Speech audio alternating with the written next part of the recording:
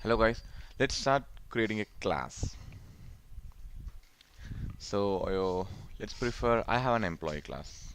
Okay, I'm going to create an employee now. So we know that our syntax is creating class. Class is a keyword and the class name employee. Make sure it starts with the capital and the colon. So whatever you're returning inside this, it all belongs to the class. Okay, let me create a two variables here, name and designation. So my name is John Dennis and his designation is salesman.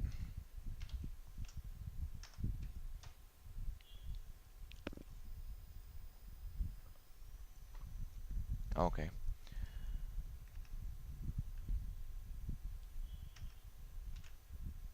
Okay. So I have a class and I have two variables inside my class. How I'm going to access it? Okay. The first thing,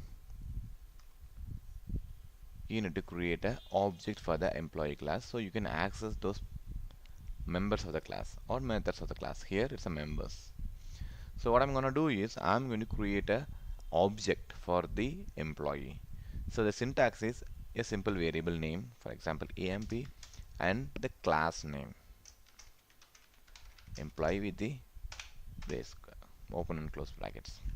Okay, so with the help of emp you can access the members inside the employee class. Even though if you have methods, you can access the methods as well. Okay, let me print.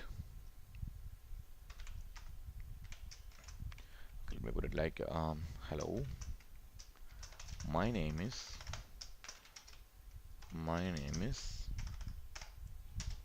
John and my designation is dot format amp dot sorry amp dot, because emp is my reference my employee, so name comma amp dot designation. Okay, that's pretty simple, right? So just see class and the class name and the class members. I have two variables and I created an object to access those members inside the class, and I'm just printing that data. So with the help of the object reference emp dot name and emp dot designation. Okay, let's run this. We'll see what is our expected outcome. Okay, whether it is coming right. So our expected outcome is my name is John Dennis and my designation is salesman. Let's run this. Run module. Cool. So we got, sorry, cool. We got the expected output. So my name is John Dennis and my designation is salesman. Okay.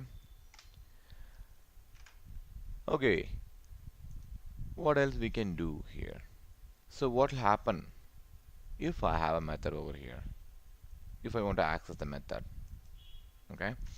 Let's write a simple method here. Definition. Say hello and write the print.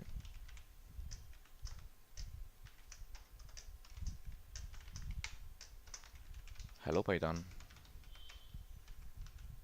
Okay, so I printed the employee information here. The same way I'm going to call the say hello method.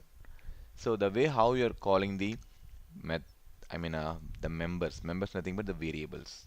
The same way you need to call the method as well, but you need to use the close and open brackets. Okay, let me call emp dot say hello. So our expected outcome is my name is John Dennis and my designation is salesman, and then it will print hello Python. Got it? Okay, let's run this.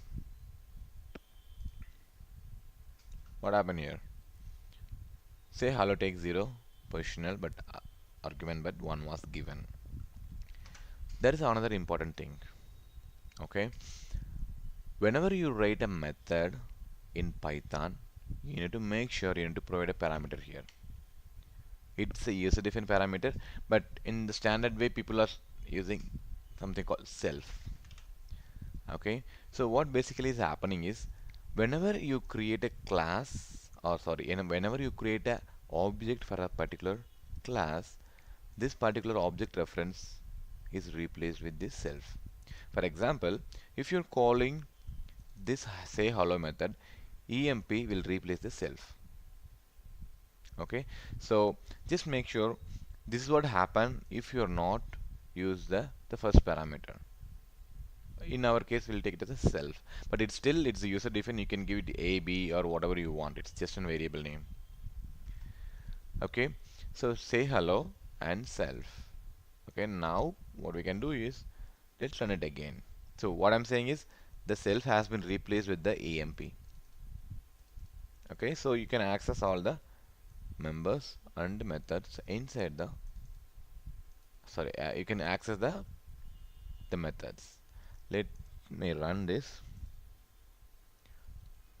Cool. See, now we got the expected outcome. Hello, my name is John Dennis and my designation is a salesman. And yeah, hi message from my method. Okay. Okay. So here, if you take a look at it, I have an employee, but I'm kind of hard coding some data here. Does it looks good? No, it is not. So this is where the default constructor comes into place. Okay. Normally in other pretty much other languages, the default constructor will have the same as the class name. Like if you have class name called employee, the default constructor should be like emploi a, something like this. But Python it's different. So Python, the default constructor is definition underscore init, I mean init, and as I mentioned self. Okay, so this is the default constructor. Okay, what I'm gonna do is I'm going to keep these two under this method. So now the name and designation is available in the default. What will happen whenever you create a object reference for a class, the default constructor will default. It is called by default. Okay, so when I create a emp is equal to employee, the default constructor has been called already. Okay, so the first key self is most important thing. It should be there always, you know, in any methods. Okay, so let me pass some multiple parameters. I want to pass some name and designation runtime. Okay, so what we can do is instead of hard coding the data, we can directly get the information from the user. Okay, or the data which is passed to the constructor. Okay, so what we can do is we can replace this and replace this, but even still it looks strange why its name is equal to name set destination is equal to designations. Okay, but we need to make sure this particular name belongs to the this particular employee object. So this is a reference, so use this as a reference here. Okay, so self dot name. So what will happen when you create an employee name? Emp is equal to employee, it becomes emp dot name and emp dot designations, because as I said earlier, that self has been replaced with the object which you created. Got it? Okay, so now what we are going to do is, okay, how I'm going to pass the informations now. When you create an object, so you need to initially there is no constructor. Now we do have a default constructor which will accept the name and designations. Okay, let's pass the name and designation again. John Dennis, and the second parameter is designation, which is nothing but salesman. So what's the difference between the previous program and this program? The previous program, the data has been hard coded, but now it is passed from the user. So what could be the expected outcome? Okay, when I run this program, we are expecting it will print my name is John Dennis and my designation is salesman. The outcome is the same, but the data how we are passing to that class is different. So this is our previous outcome. We are expecting the same now. See, it's cool. It's a powerful way of handling the classes and the class methods and the members. Okay, so this is how you need to create a class and you need to create an object inside, and what else you can do here?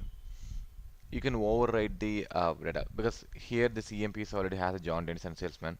In case I want to I override the salesman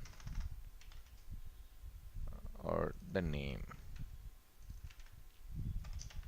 So the name is John, not John Dennis. It's John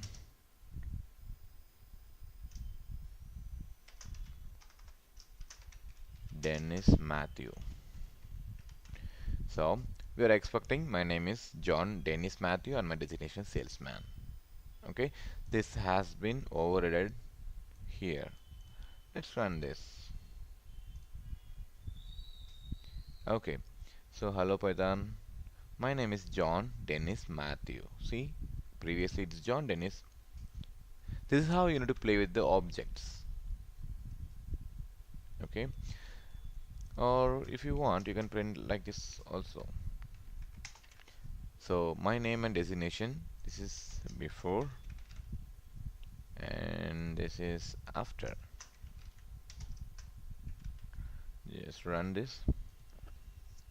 See, my name is John Dennis the first time. The before the object has been overrated and after overrated John Dennis Matthew. This looks great.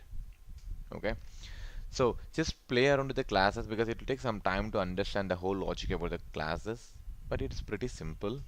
Okay, so in the upcoming next videos we are going to discuss about the major concepts like polymorphism and inheritance.